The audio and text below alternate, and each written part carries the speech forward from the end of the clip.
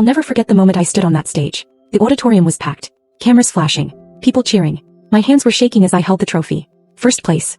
Regional coding competition. Out of 300 students. And when I looked out into the crowd I saw him. My brother. Standing in the back. His face frozen in shock. Almost like he couldn't believe what he was seeing. If you told me a year ago that my perfect brother would look at me like that, I would have laughed in your face. Back then he didn't even think I deserved to stand next to him.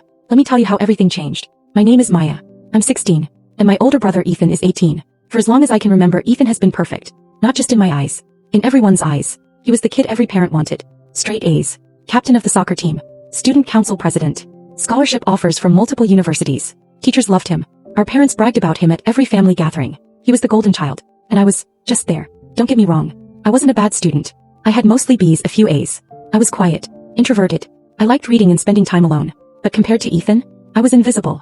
And he made sure I knew it. He never said it outright. It was always subtle. Little comments that stung more than they should have. Like when I'd show him a test I was proud of and he'd glance at it and say, "When I was your age I never got below a 95. Or when I'd mention wanting to try something new he'd laugh and say, "Stick to what you're good at, Maya. Not everyone can do everything." At dinner my parents would ask him about his day and he'd talk for 20 minutes about his achievements. His games. His awards. His future.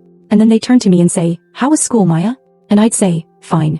And that would be it. Because what was I supposed to say? That I felt like I was drowning in his shadow? That I felt like nothing I did would ever be good enough? Ethan wasn't cruel. Not really. He just genuinely believed he was better. And honestly, I believed it too. I thought that's just how things were. He was the star. I was the supporting character. And that was my role in this family. Everything started changing the summer before my junior year.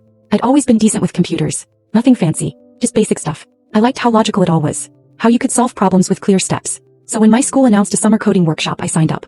Mostly because I had nothing else to do and it sounded better than sitting at home all day. The workshop was taught by Mr. Harris, the computer science teacher. He was this quiet, patient guy who actually listened when you asked questions. On the first day he gave us a challenge. Build a simple program that could calculate and display patterns. Most kids struggled. But something clicked for me. I finished in half the time. Mr. Harris walked over to my screen, looked at my code and said, "Maya, this is really good.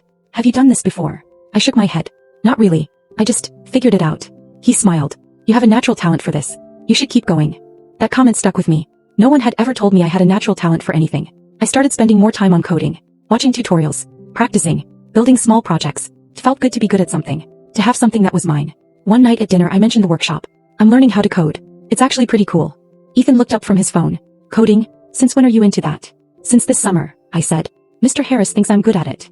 He smirked. "Sure, Maya. Just don't expect to become some tech genius overnight. That stuff takes years of actual skill." My dad chuckled. "Ethan's right. It's good to try new things, but don't get your hopes up too high." I felt my face burn. I didn't say anything else. I just stared at my plate and wished I'd kept my mouth shut.